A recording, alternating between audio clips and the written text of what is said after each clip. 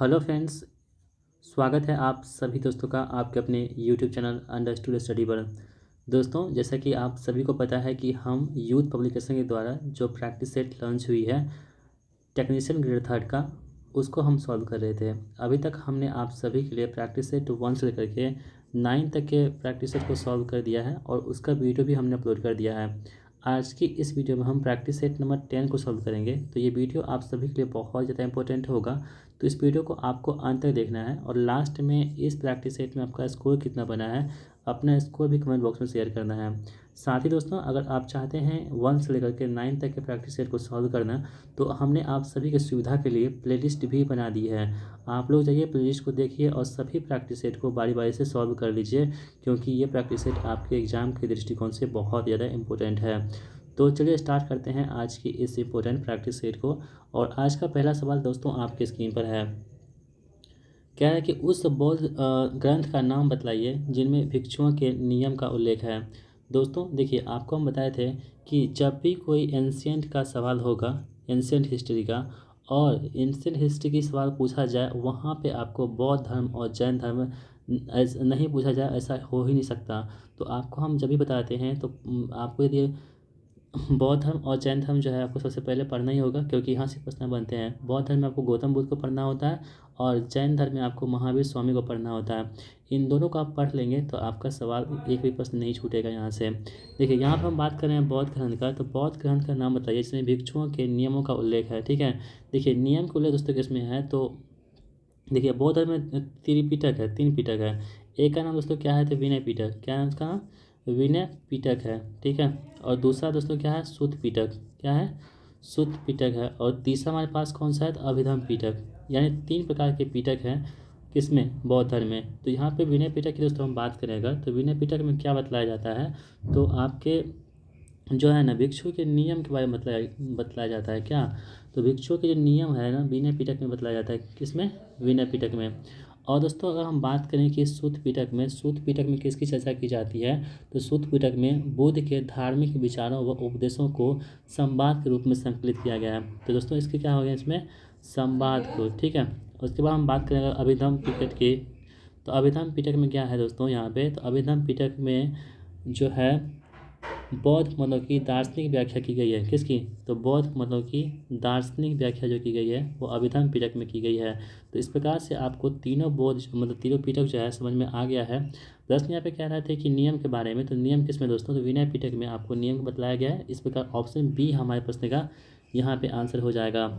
अगला सवाल दोस्तों कह रहा है कि युवा बंगाल आंदोलन किसने शुरू किया था। तो दोस्तों आप लोग ध्यान रखेंगे, युवा बंगाल आंदोलन जो है ना, ये आपके हेनरी विवियन डिरीजो के द्वारा शुरुआत किया गया था। ठीक है, और ये कब हुआ था, 1828 में ये आंदोलन को प्रारंभ किया गया था। इस बात को भी आपको ध्यान में रखना होगा। दोस्तों ब्रह्म समाज की हम बात करेंगे, तो ब्रह्म समाज की स्थापना जो है ना 1828 में जो है राजा राम मोहन राय के द्वारा किया गया था। ठीक है, और ईश्वर चंद्र विद्यासागर कौन थे, तो इन्होंने क्या किया था, जो विधवा पुनर्विवाह है ना उस पर इन्होंने मतलब कि प्रमोट किया था उनको। तो इस प्रकार आप ऑप्शन नंबर डी जो है ना, मतलब कि हेनरी विवियन डिरीजो, इस प्रश्न का आंसर हमारा हो जाएगा। अगला प्रश्न क्या है कि बरखान का क्या अर्थ होता है। दोस्तों यदि आप वर्ल्ड ज्योग्राफी को पढ़े होंगे, तो वर्ल्ड ज्योग्राफी में जो है ना बरखान आपको शब्द मिलेगा। इसकी दोस्तों बात करें अगर हम बरखान की, तो इसका मतलब क्या होता है कि बालू का अर्धचंद्राकार टीला जो है ना, यही बरखान का मतलब होता है। तो इस प्रकार ऑप्शन ए यहाँ पे इस प्रश्न का आंसर हमारा हो जाएगा 3 का। चौथा प्रश्न कह रहा है कि कौन सी नदी प्रणाली मध्य प्रदेश की बस्तर पहाड़ियों से निकलती है। तो दोस्तों जो मध्य प्रदेश की बस्तर पहाड़ी से निकलने वाली नदी है वो कौन सी है, तो महानदी हो जाएगी। ऑप्शन ए यहाँ पे प्रश्न का आंसर हमारा हो जाएगा। और दोस्तों कृष्णा नदी कहाँ से निकलती है, तो महाबलेश्वर से निकलती है। आप यह ध्यान रखेंगे। निम्नलिखित में से भारतीय राष्ट्रपतियों के नाम को उनके कार्यकाल के अनुसार अवरोही क्रम में व्यवस्थित कीजिए। देखिए दोस्तों, अवरोही क्रम एक होता है अवरोही क्रम, एक होता है क्या, आरोही क्रम। अवरोही क्रम मतलब क्या होता है कि मतलब घटते क्रम, यानी कि पहले बड़ा होगा उसके बाद छोटा उसके बाद छोटा। और आरोही मतलब क्या होता है, बढ़ते क्रम, यानी छोटा उसके बाद बड़ा उसके बाद बड़ा और सबसे बड़ा। तो सबसे पहले कौन आए थे मतलब इसमें, तो दोस्तों यदि आप देखेंगे अवरोही क्रम मतलब होता है घटते क्रम। तो यहाँ पे दोस्तों ऑप्शन नंबर 4 जो है ना ज्ञानी जेल सिंह हो जाएगा। उसके बाद दोस्तों क्या हो जाएगा, नीलम संजीव रेड्डी हो जाएंगे। उसके बाद कौन होंगे, फरुख्दीन अली अहमद हो जाएंगे। और उसके बाद क्या होंगे, तो डॉक्टर जाकिर हुसैन आएंगे। यानी कि सबसे लास्ट में कौन बने थे इस ऑप्शन के अनुसार, ज्ञानी जेल सिंह। उससे पहले कौन थे, तो नीलम संजीव रेड्डी। उससे पहले कौन थे, फरुद्दीन अली अहमद। और उससे पहले कौन थे, डॉक्टर जाकिर हुसैन थे। अगर हम दोस्तों हम बात करें ज्ञानी जेल सिंह का, इन्होंने सबसे पहले जो है ना वीटो का इस्तेमाल किया था। और कौन सा वीटो था, तो पॉकेट वीटो का इस्तेमाल किया था, ठीक है। और किस चीज़ पे किया था उन्होंने, तो डाक विधेयक पर, जो पोस्ट ऑफिस विधेयक आया था, डाक संबंधी विधेयक पर उन्होंने क्या किया था, पॉकेट वीटो का इस्तेमाल किया था। इसे भी आप ध्यान रखेंगे। अगर हम बात करें नीलम संजीव रेड्डी जी का, तो ये क्या थे, निर्विरोध चुनने वाले पहले राष्ट्रपति थे, ठीक है। प्रश्न पूछा जाएगा आपसे एग्जाम में कि ऐसे कौन से राष्ट्रपति हैं भारत के जिनको निर्विरोध चुना गया था, तो आपको बताना होगा उनका नाम है नीलम संजीव रेड्डी, ठीक है। अब तो दोस्तों जाकिर हुसैन की हम बात करें, तो ये क्या थे, भारत के पहले मुस्लिम राष्ट्रपति थे, ठीक है। भारत के पहले मुस्लिम प्रेसिडेंट कौन थे, राष्ट्रपति कौन थे, डॉक्टर जाकिर हुसैन थे। इसे भी आप लोग ध्यान में रखेंगे। तो इस प्रकार ऑप्शन डी यहाँ पे इस प्रश्न का आंसर हमारा हो जाएगा। कथन यहाँ पे दे रखा है, कह रहा है कि भारत में न्यायपालिका कार्यपालिका से स्वतंत्र है। बिल्कुल कथन सही है। यानी कि भारत में न्यायपालिका का काम अलग है और कार्यपालिका का काम अलग है। दोनों एक दूसरे में कोई भी इंटरप्ट नहीं करते हैं। तो पहला कथन बिल्कुल सही दे रखा है। और दूसरा कथन क्यों हम बढ़ते हैं, दूसरा कथन क्या रहा है हमारे पास कि न्यायपालिका सरकार का समर्थन करती है और उसकी योजनाओं को के क्रियान्वयन में मदद करती है। ये दोस्तों क्या होती है, गलत है, ठीक है। इस प्रकार ऑप्शन ए सही हो जाएगा हमारा, ए सही है और आर क्या यहाँ पे गलत हो जाएंगे। तो ऑप्शन ए यहाँ पे इस प्रश्न का आंसर हमारा हो जाएगा। कह रहा है कि आवर्धक लेंस यानी कि मैग्नीफाइंग लेंस क्या होता है। तो दोस्तों आवर्धक लेंस की हम बात करें यहाँ पे, तो आवर्धक लेंस आपके क्या हो जाएंगे, उत्तल लेंस जो होते हैं क्या होते हैं, आवर्धक लेंस हो जाते हैं। अगर दोस्तों हम बात करें कि एक होता है दोष, जो होता है दृष्टि दोष। दृष्टि दोष की हम बात करें तो दृष्टि दोष 4 प्रकार की होती है, जिसमें आपके निकट दृष्टि दोष होते हैं। निकट दृष्टि दोष को दूर करने के दोस्तों हम क्या करते हैं, अवतल लेंस के बने हुए चश्मा का इस्तेमाल करते हैं, ठीक है, निकट दृष्टि दोष को दूर करने के लिए। और दूर दृष्टि दोष को दूर करने के लिए क्या करते हैं हम लोग, उत्तल लेंस के चश्मे का इस्तेमाल करते हैं। इसे भी आप लोग ध्यान में रखेंगे। साथ ही दोस्तों आप ये भी जानिए कि अवतल दर्पण जो होता है ना, इसकी जो फोकस लेंथ होती है, फोकल लेंथ जो होती है, वो क्या होती है, निगेटिव में होती है, जबकि उत्तल दर्पण क्या होती है, पॉजिटिव में होती है। तो इन सभी चीज़ों का आपको बिल्कुल ध्यान में रखना है, जो आपके एग्जाम का पॉइंट बन सकते हैं। तो इस प्रकार ऑप्शन ए यहाँ पे इस प्रश्न का राइट आंसर हमारा हो जाएगा। निम्नलिखित में से कौन सा एक रेडियो एक्टिव तत्व नहीं है। दोस्तों रेडियो एक्टिव तत्व की हम बात करें अगर, तो यहाँ देखिए प्लूटोनियम है, यूरेनियम है, टाइटेनियम है और हमारे पास थोरियम है। तो आप सभी लोग ध्यान रखेंगे, जो यूरेनियम है, देखिए प्लूटोनियम का इस्तेमाल कहाँ हुआ था, जो जापान पे जो परमाणु बम गिरा था ना, उसी में इसका इस्तेमाल किया गया था प्लूटोनियम का, ठीक है, जापान पे जो गिरा था। उसके बाद दोस्तों हम बात करें अगर यूरेनियम का, तो यूरेनियम दोस्तों क्या होता है, एक मतलब कि रेडियो एक्टिव तत्व होते हैं, जिसमें हम परमाणु भट्ठी में इसका इस्तेमाल करते हैं ईंधन के रूप में। और थोरियम का भी इस्तेमाल करते हैं ईंधन के रूप में। लेकिन दोस्तों थोरियम जो है सबसे अधिक कहाँ मिलता है हमें, तो इंडिया में देखने को मिलता है, ठीक है। लेकिन दोस्तों यूरेनियम जो है ना बहुत ही महंगा पदार्थ होता है ये चीज़ें। और इस प्रकार आप देख पा रहे होंगे कि option number A, option number C और ऑप्शन डी, ये तीनों तीनों क्या है आपके पास, रेडियो एक्टिव तत्व हैं। जबकि टाइटेनियम दोस्तों क्या होते हैं, रेडियो एक्टिव तत्व नहीं होते हैं। तो हमसे यही प्रश्न पूछा जा रहा था कि कौन सा रेडियो एक्टिव तत्व नहीं है, तो ऑप्शन बी जो है यहाँ पे इस प्रश्न का आंसर हमारा हो जाएगा। अगला प्रश्न कह रहा है कि रक्त का कौन सा घटक भोजन, कार्बन डाइऑक्साइड, CO2 और नाइट्रोजन युक्त कचरे का परिवहन करता है। तो कौन सा ऐसा दोस्तों घटक है जो कार्बन डाइऑक्साइड को और नाइट्रोजन युक्त कचरे का परिवहन करता है, उसका नाम क्या है, प्लाज्मा है। और दोस्तों रक्त में यानी कि ब्लड में जब प्लाज्मा पाई जाती है कितनी, तो आप बताएंगे 55% जो है ना आपके रक्त में क्या होती है, प्लाज्मा पाई जाती है। ये दोस्तों क्या होता है, RBC होता है और इसका जीवन काल कितना होता है, 120 दिन का होता है। और WBC दोस्तों यहाँ पे होता है, इसे क्या बोलते हैं, तो ये हमारे शरीर में रोगों से लड़ने का काम करता है, कौन सा, WBC। और RBC क्या करता है दोस्तों यहाँ पे, तो ऑक्सीजन को पहुँचाने का काम करता है RBC, ठीक है। तो इस प्रकार ऑप्शन डी यहाँ पे इस प्रश्न का आंसर हमारा हो जाएगा। अगला प्रश्न दोस्तों आपको स्क्रीन पर है कि भारत के किस पड़ोसी देश ने भारत से लगती अंतर्राष्ट्रीय सीमा पर एक अंतर्राष्ट्रीय शहर बनाने की घोषणा की है। तो वो कौन सा देश है दोस्तों, यहाँ पे आप लोग ध्यान रखेंगे, इसका नाम क्या है, भूटान है। और दोस्तों भूटान की जो कैपिटल है, राजधानी है, वो कहाँ पे है, थिम्पू में। कहाँ पे है, थिम्पू में। साथ ही दोस्तों आप ये भी जानिए कि अफगानिस्तान जो है ना, इसकी राजधानी कहाँ पे है, कैपिटल, ये है दोस्तों काबुल में है। कहाँ पे है, काबुल में है।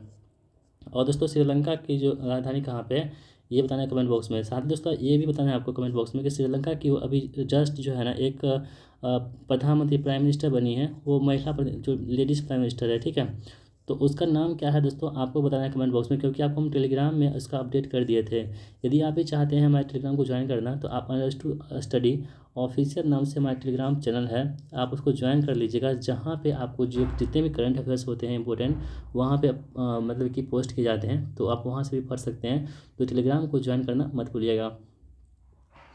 दोस्तों ये था आपके पास जीके का सवाल। अब हम लोग बढ़ते हैं किसकी ओर, तो रीजनिंग की ओर बढ़ते हैं। पहला सवाल कह रहा है कि कौन सा शब्द नीचे दिए गए संबंध को सर्वोत्तम ढंग से दर्शाता है। तो यहाँ पे चार मीनार है। देखिए चार मीनार दोस्तों कहाँ पे स्थित है आपके, तो हैदराबाद में आपके चार मीनार देखने को मिल जाते हैं। ये कहाँ दोस्तों, हैदराबाद आपके इंडिया में है। उसी प्रकार से पिरामिड दोस्तों कहाँ पे आपके, तो मिस्र में है। ठीक है, और मिस्र को हम क्या कहते हैं, इजिप्ट के नाम से जानते हैं, जो ऑप्शन नंबर बी में गिवन है।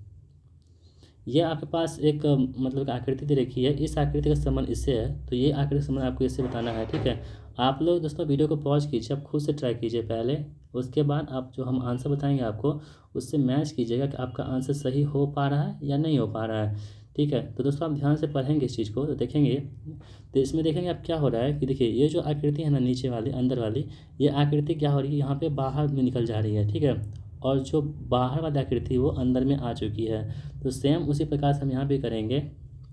जो हमारे पास ये आकृति है, कौन सी आकृति हमारे पास है, तो ये वाले देखिए, ये वाली आकृति जो है दोस्तों यहाँ पे, वो अंदर वाली आकृति जो है बाहर आएगी। यानी बाहर में कौन सा है, 1 2 3 4 5 षटकोण है, यानी षटकोण बाहर आएगी। षटकोण बाहर कहाँ पे है, केवल सी ऑप्शन में जो है ना षटकोण बाहर है, बाकी किसी ऑप्शन में षटकोण बाहर नहीं है। तो ऑप्शन सी हमारे प्रश्न का आंसर हो जाएगा।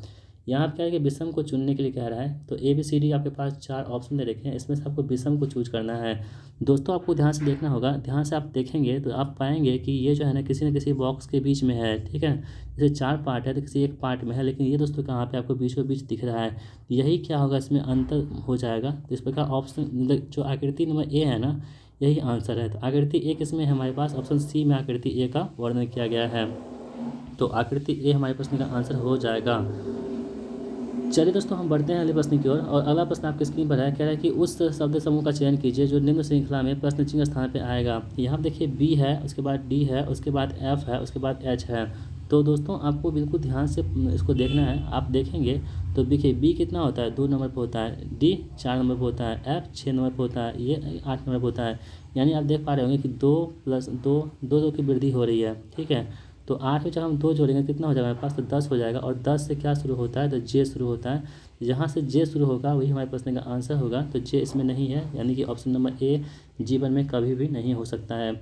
आगे हम बढ़ते हैं, जेड देखिए वाई क्या हुआ, एक कम हुआ, यहाँ भी एक कम हुआ, यहाँ भी कम हुआ। तो अब क्या होगा, वी डब्ल्यू, यानी डब्ल्यू में से एक कम करेंगे तो भी बनेगा, तो जे भी होगा। जे भी कहाँ पे, इसमें नहीं है, तो ऑप्शन नंबर बी भी हमारे पास नहीं होने वाला है। अब देखिए ए के बाद सी कितने बहुत है, 2 जोड़ेंगे, सी डी 2 जोड़ेंगे, इसमें भी 2 जोड़ेंगे, और जी कितना होता है 7, 7 में जब 2 जोड़ेंगे तो कितना होगा 9, और 9 क्या होता है, आई होता है। तो जे भी आई क्या होगा, इस प्रश्न का आंसर होगा जो ऑप्शन नंबर डी में दे रखा है।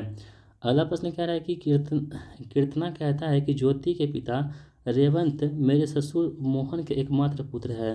तो वृंदा ज्योति की बहन है, क्या है, वृंदा जो ज्योति की बहन है, तो वृंदा का मोहन से क्या संबंध होगा। कितना सवाल आसान है दोस्तों, वृंदा का मोहन से क्या संबंध हो जाएगा, तो ये पोता या भांजी हो जाएगी।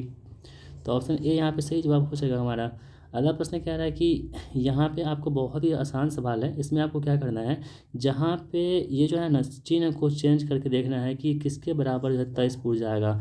यानी जहाँ पे माइनस होगा वहाँ पे गुना कर दीजिएगा, उससे देखिएगा कि ये बन पा रहा है कि नहीं बन पा रहा है। तो दोस्तों आप लोग बना लीजिएगा ऐसे। तो ऑप्शन नंबर ए जो है ना, जहाँ पे माइनस होगा वहाँ पे आप गुना कीजिएगा, जहाँ पे गुना होगा वहाँ पे माइनस कीजिएगा। तो आपका जो है ना LHS बराबर IHS क्या होगा, पूरी तरह से हो जाएगा।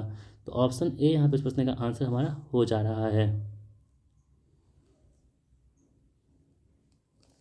चलिए अगला प्रश्न कह रहा है कि एक नोटिस दर्शाता है कूड़ा मत फैलाओ, कृपया कूड़ेदान का प्रयोग करें। तो निष्कर्ष का क्या निकलता है, लोग अक्सर निर्देशों का पालन नहीं करते हैं, लोग नोटिस पढ़ते हैं और निर्देशों का पालन करते हैं। तो दोस्तों इसका निष्कर्ष क्या निकलेगा आपके पास, तो देखिए कूड़ा मत फैलाओ, कृपया कूड़ेदान का प्रयोग करो। पहला कथन जो है यहाँ पे गलत है और दूसरा कथन यहाँ पे सही है। लोग नोटिस पढ़ते हैं और निर्देशों का पालन करते हैं। ऑप्शन जो यहाँ पे डी है ना, इस प्रश्न का आंसर हमारा हो जाएगा। ठीक है, यानी केवल 2 निष्कर्ष अनुसरण कर रहा है यहाँ पे। दिए गए प्रश्न का उत्तर देने के लिए निम्न में से कौन से कथन पर्याप्त होंगे। दिए गए कथनों में से एक्स वाई जेड का मान ज्ञात करने के लिए कह रहा है आपको।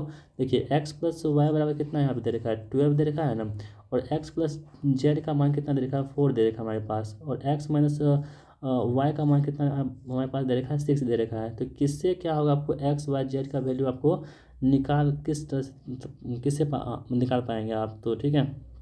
देखिए कथन और दोनों मिल करके दोस्तों क्या होगा आपके पास, तो जो है एक्स और वाई और जेड की वैल्यू आप उसे निकाल सकते हैं। इस प्रकार ऑप्शन सी यहाँ पे आंसर हमारा हो जाएगा। प्रस्तुत प्रश्न चित्र दिए गए उत्तर के चित्रों को सन्निहित है वो उत्तर चित्र ज्ञात कीजिए। तो ये जो आकृति आपको दिख पा रही होगा ना, ये वाली आकृति जो है ना, ये किसी न किसी इन चारों में से किसी में सेम होगा।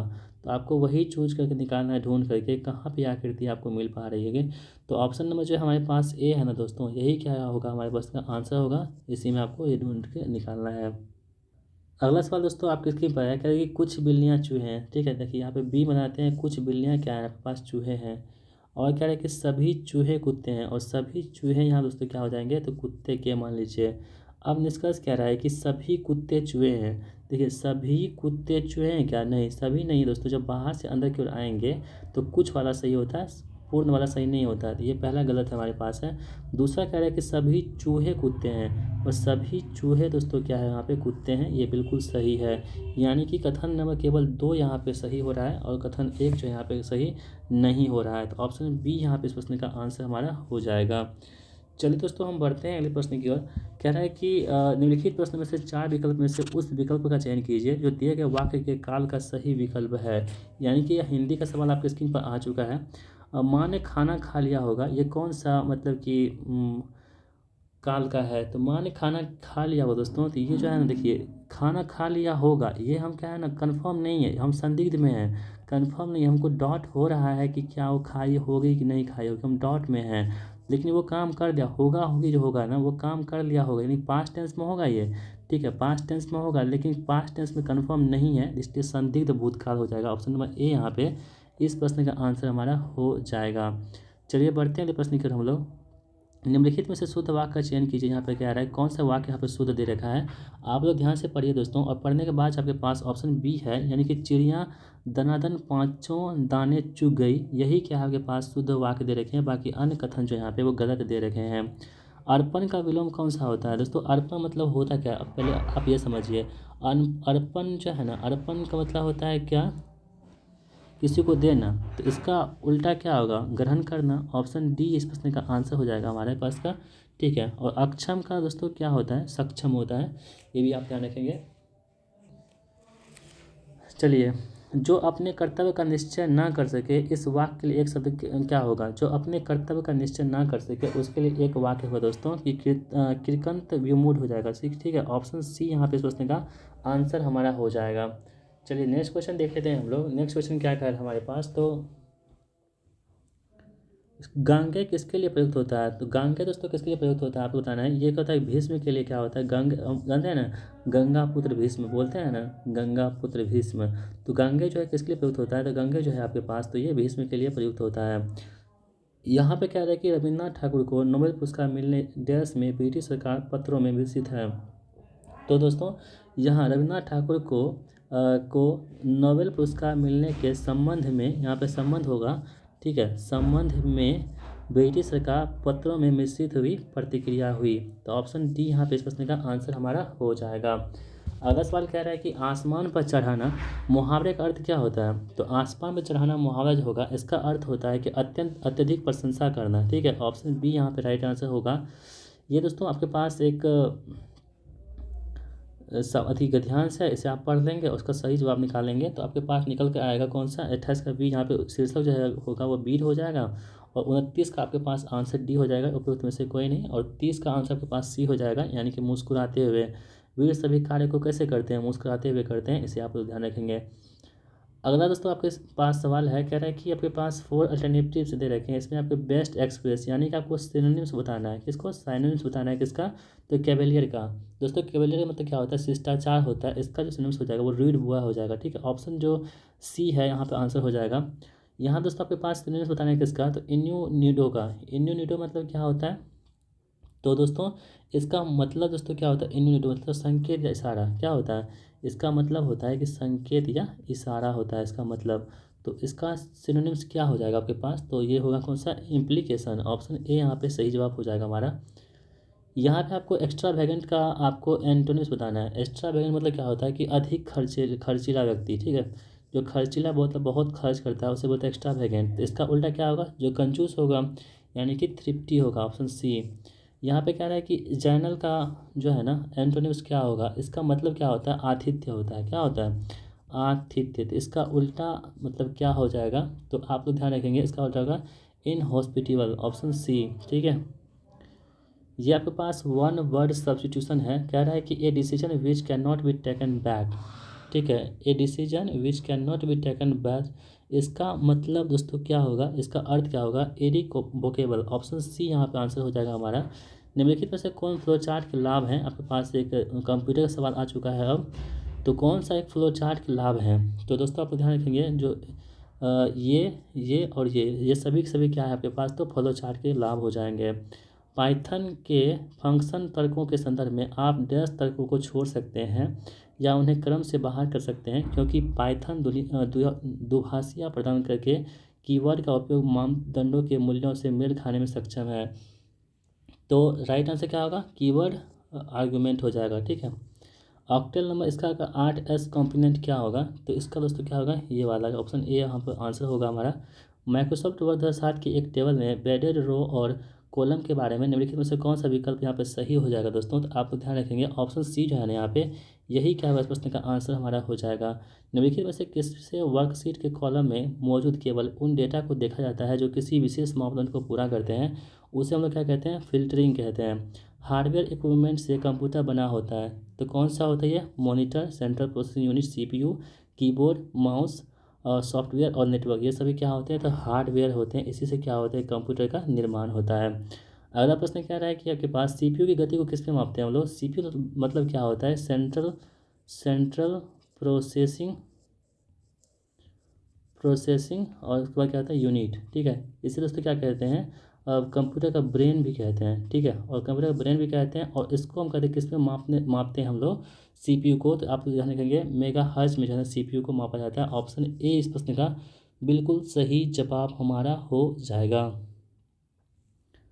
सिस्टम बस को 3 कार्यात्मक समूह में विभाजित किया गया है, निम्नलिखित में से सबसे उचित विकल्प चुनिए। तो दोस्तों जो डेटा बेस है यहाँ पे, एड्रेस बेस है और कंट्रोल बेस, ये क्या होते हैं, सिस्टम बेस के उदाहरण होने पे हो जाएंगे। निम्नलिखित में से क्या एक उल्टे माउस जैसा दिखता है, जिसमें लगी बॉल को उंगली से घुमाकर कर्सर को कंप्यूटर स्क्रीन पर इधर उधर घुमाया जा सकता है, तो उसे हम लोग क्या कहते हैं, उसे बोलते हैं ट्रैक बॉल के नाम से जानते हैं।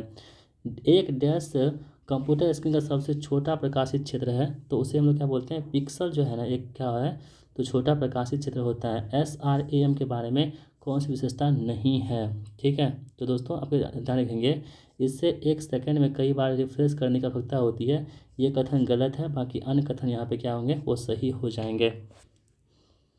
निम्नलिखित में से आरोही क्रम में व्यवस्थित कीजिए। मेगाबाइट है यानी कि MB है, ठीक है, टेराबाइट है, TB है, किलोबाइट है, KB है, और उसके बाद गीगाबाइट GB है, ठीक है।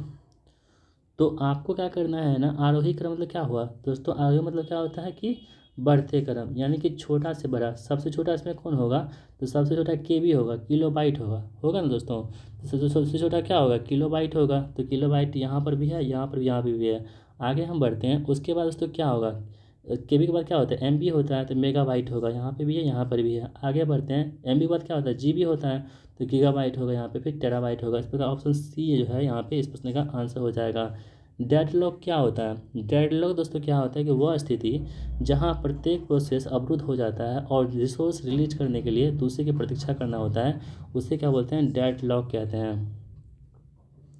लिनक्स ऑपरेटिंग सिस्टम से संबंधित निम्नलिखित में से कौन सा कथन यहाँ पे गलत दे रखे हैं, तो दोस्तों आप ध्यान रखेंगे, जो कथन एक है ना हमारे पास, यह एक ओपन सोर्स ऑपरेटिंग सिस्टम है, ये कथन सही है, और इसे मल्टीटास्किंग और मल्टी यूजर ऑपरेटिंग सिस्टम दोनों के रूप में वर्गीकृत किया जा सकता है, ये भी सही है।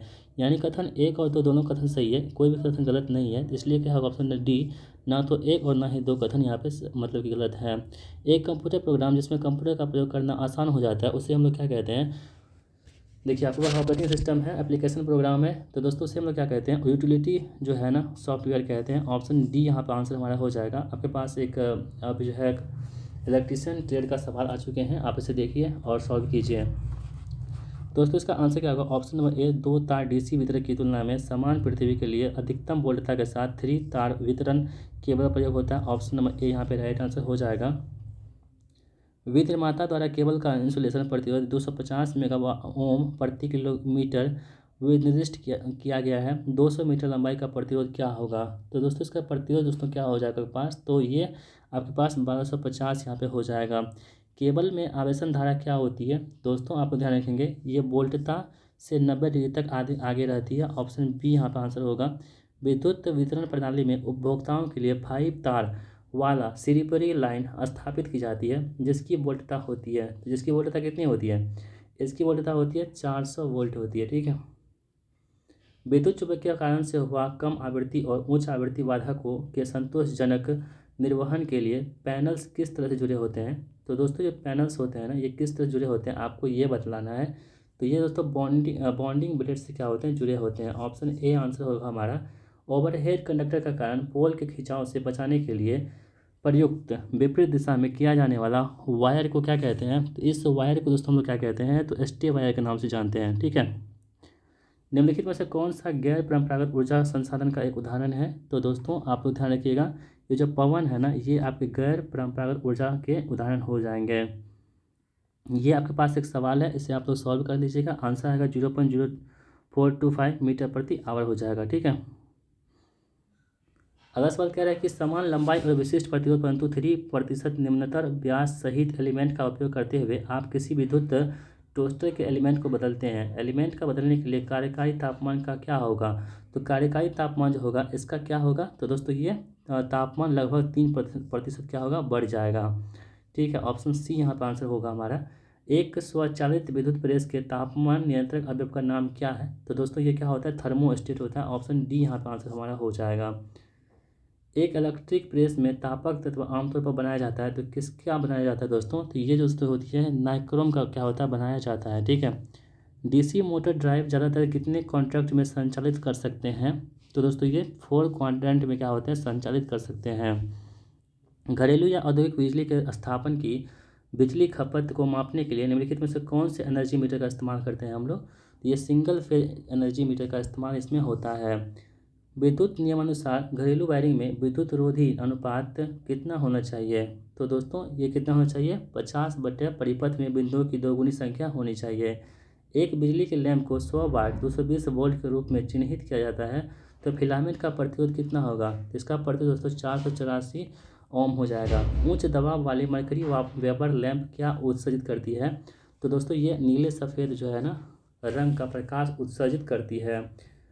कार्बन फिलामेंट लैंप डैश का उदाहरण होता है। तो कार्बन फिलामेंट लैंप जो होती है दोस्तों, ये आपके एक इंडिकेंडेंट लैंप यानी कि उद्दीपन लैंप के क्या होते हैं, उदाहरण होते हैं।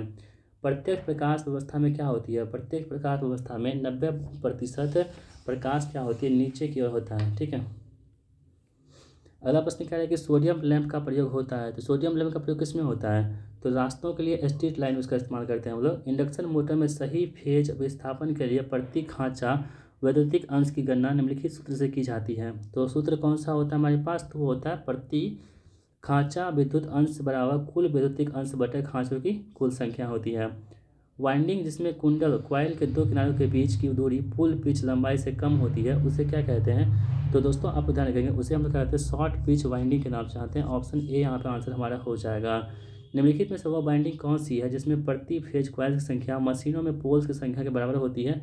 तो वो बाइंडिंग कौन सी होती है, यह होती है होल क्वाइल बाइंडिंग। क्या होती है, होल क्वाइल बाइंडिंग होती है। दिष्ट धारा डीसी मशीन में प्रतिगामी कुंडली के संबंध में निम्न में से कौन सा यहाँ पे सही हो जाएगा। तो दोस्तों ये आपके पास सही हो जाएगा कौन सा, ये वाला ऑप्शन डी वाला क्या होगा यहाँ पे सही हो जाएगा। निम्न से कौन तुल्यकालिक मोटर का लाभ है। तो दोस्तों जो लाभ होगा ये निम्न गति में उच्च दक्षता क्या हो जाएगी, ये तुल्यकालिक मोटर का लाभ हो जाएगा। उल्टा भी वक्र क्या किसका ग्राफ है, तो उल्टा भी वक्र जो है ना आपके पास जो ग्राफ हो जाएगा ये ऑप्शन बी वाले का हो जाएगा। ठीक है। ऑप्शन बी यहाँ पर आंसर हमारा हो जाएगा। चलिए बढ़ते हैं अगले प्रश्न की ओर। चित्र में दर्शाया गया अल्टरनेटर किसका प्रकार होता है। तो चित्र में जो दिखाया गया अल्टरनेटर है ये आपके किसका है, तो अर्धयुक्त संयोजित होगा। ठीक है। अगला प्रश्न कह रहा है कि 50 hertz hydro electric power plant में 4 पोल अल्टरनेटर की रोटर गति कितनी होगी। कितना आसान सवाल है, आप लोग बना लीजिएगा। ऑप्शन ए 1500 RPM यहाँ पे हो जाएगा। ठीक है, किसी इलेक्ट्रिक मोटर के पोल फेस और आर्मेचर के बीच का वायु अंतराल कम से कम क्यों रखा जाता है। तो दोस्तों आप ध्यान रखेंगे क्योंकि प्रबल चुंबकीय क्षेत्र पाने के लिए हम लोग इसका इस्तेमाल करते हैं। ब्रशहीन अल्टरनेटर में यदि 2 अल्टरनेटर एक ही सॉफ्ट पर हो तो उन्हें क्या कहते हैं। तो दोस्तों उन्हें क्या कहते हैं हम लोग, मेन अल्टरनेटर और एक्साइटर कहते हैं। ऑप्शन सी यहाँ पर आंसर हमारा हो जाएगा। कैपेसिटर स्टार्ट मोटर में कैपेसिटर निम्नलिखित के साथ श्रेणी में लगा होता है। तो दोस्तों ये होती है स्टार्टिंग वाइंडिंग के साथ क्या होती है, श्रेणी में लगी होती है। किसी टेबल फैन की गति को कैसे नियंत्रित किया जा सकता है। तो किसी भी टेबल फैन की जो गति होती है इसको नियंत्रित करने के लिए हम लोग इसका इस्तेमाल करते हैं। तो IP वोल्टेज को नियंत्रित करके इसका इस्तेमाल मतलब कि नियंत्रित कर सकते हैं। पोर्टेबल ड्रिल में निम्नलिखित में से किस मोटर का उपयोग होता है। तो पोर्टेबल ड्रिल जो होती है इसमें किसका इस्तेमाल होता है दोस्तों, तो यूनिवर्सल मोटर का इस्तेमाल इसमें हम लोग करते हैं। ठीक है, निम्नलिखित में से कौन एक यूनिवर्सल मोटर की विशेषता है। तो दोस्तों आप ध्यान रखेंगे ये जो है ना, उच्च शुरुआती बलागुण और परिवर्तनीय गति, यही इसका क्या होती है, विशेषता होती है। कोई सीलिंग फैन 10 पोल के लिए बना है और 60 हर्ट्ज विद्युत आपूर्ति से जुड़ा होता है, तो गति नियंत्रक के चयन पर आधी गति कितनी होगी। तो आधी गति कितनी होगी, 360 RPM हो जाएगी। संलग्न चित्र में एक 3 फेज मोटर की गति टॉर्क वक्र दर्शाया गया है। तो मोटर का प्रारंभिक टॉर्क कितना होगा। तो मोटर का जो प्रारंभिक टॉर्क हो जाएगा वो कितना होगा, 1 हो जाएगा। स्क्विरल केज मोटर की गति किस पर निर्भर करती है। तो स्क्विरल केज मोटर की गति जो होती है दोस्तों, ये जो आपके पास स्टेटर पोल्स की संख्या को बदला जा सकता है। ऑप्शन बी यहाँ पे आंसर हमारा हो जाएगा। यहाँ पे आपके पास सवाल है, इसे आप सॉल्व करेंगे। ऑप्शन सी यहाँ पे आंसर हमारा हो जाएगा। ठीक है, चलिए, यदि किसी प्रेरण मोटर की कोई 2 कला आपस में परिवर्तित कर दी जाए तब क्या होगा। तब दोस्तों क्या होगा कि मोटर पक्ष दिशा में चलेगी। ठीक है, रिवर्स डायरेक्शन में। ट्रांसफार्मर में आवृत्ति में बदलाव के साथ क्या होता है। तो ट्रांसफार्मर में आवृत्ति में बदलाव के साथ दोस्तों क्या होती है, तो कॉपर लॉस जो होती है, तांबे की क्षतियाँ अपरिवर्तित रहती है। ऑप्शन सी यहाँ पे आंसर हमारा हो जाएगा। अगला प्रश्न ये कह रहा है कि एक आदर्श ट्रांसफार्मर के लिए ये बराबर 2 है तो इसका E1 कितना हो जाएगा। तो इसका E1 दोस्तों कितना हो जाएगा आपके पास, तो 200 हो जाएगा। ये आपके पास सवाल है, इसे आप लोग बना लेंगे। ऑप्शन बी यानी कि 2 एम्पियर यहाँ पे आंसर हो जाएगा हमारे पास। तो ट्रांसफार्मर में अधिकतम दक्षता के लिए क्या है। ट्रांसफार्मर में अधिकतम दक्षता के लिए क्या होता है। तो ऑप्शन सी यानी कि ताम्र ह्रास कोर ह्रास के बराबर होता है। दिष्ट धारा श्रेणी मोटर का TA/IF ग्राफ एक डैश होता है। तो दोस्तों ये जो होती है आपके पास, तो ये पूर्ण भार तक परवलय और अधिभार का सीधी रेखा होती है। दिष्ट धारा जनित्र में उत्पादित विद्युत वाहक बल डैश के समानुपाती होती है। तो दोस्तों आप ध्यान रखेंगे ये जो होती है आपके पास ध्रुव अभिवाह की क्या होती है, समानुपाती होती है। छत के पंखे को फर्श से न्यूनतम किस ऊंचाई पर लटकाना चाहिए। तो आप लोग ध्यान रखेंगे ये इसको हम लोग 2.5 मीटर पर लटकाना चाहिए। किसी लैंप होल्डर को जमीन के स्तर से कम कितनी ऊंचाई पर लगाना चाहिए। तो दोस्तों आप लोग ध्यान रखेंगे 2.5 मीटर की ऊंचाई पर लगाना चाहिए। भूयोजन यानी कि अर्थिंग के निम्नलिखित किस तरीकों में कास्ट आयरन पाइप की आवश्यकता होती है। तो दोस्तों ये होती है पाइप अर्थिंग में होती है। HRC फ्यूज का आंसर क्या होता है। तो HRC फ्यूज का मतलब होता है हाई रप्चरिंग कैपेसिटी फ्यूज होती है। Option B will be the right answer. अगला प्रश्न कह रहा है कि न्यूनतम धारा जिस पर ट्री परिपथ को पूर्ण करने के लिए रिले आर्मेचर आकर्षित होता है उसे हम लोग क्या कहते हैं। उससे दोस्तों हम लोग कहते हैं पिकअप धारा। ठीक है, पिकअप धारा कहते हैं। ऑप्शन ए आंसर हमारा होगा। और दोस्तों आज की इस वीडियो का लास्ट प्रश्न हमारा होगा प्रैक्टिस सेट 10 का लास्ट प्रश्न है, वायु ब्लास्ट परिपथ वियोजक में वायु क्या होती है। आप सभी लोग इसका आंसर देंगे कहाँ पे, कमेंट बॉक्स में। ठीक है, तो इस प्रकार दोस्तों हमने प्रैक्टिस सेट नंबर 10 को भी यहीं पे कवर कर लिया है। और उम्मीद करता हूँ दोस्तों आपको ये वीडियो बहुत ही पसंद आ रही होगी। दोस्तों अगर आपको मेरी वीडियो पसंद आए वीडियो को लाइक कीजिएगा और इस वीडियो को अपने दोस्तों के साथ भी शेयर कर दीजिएगा। तो चलिए मिलते हैं नेक्स्ट प्रैक्टिस सेट के साथ, तब तक के लिए जय हिंद, वंदे मातरम।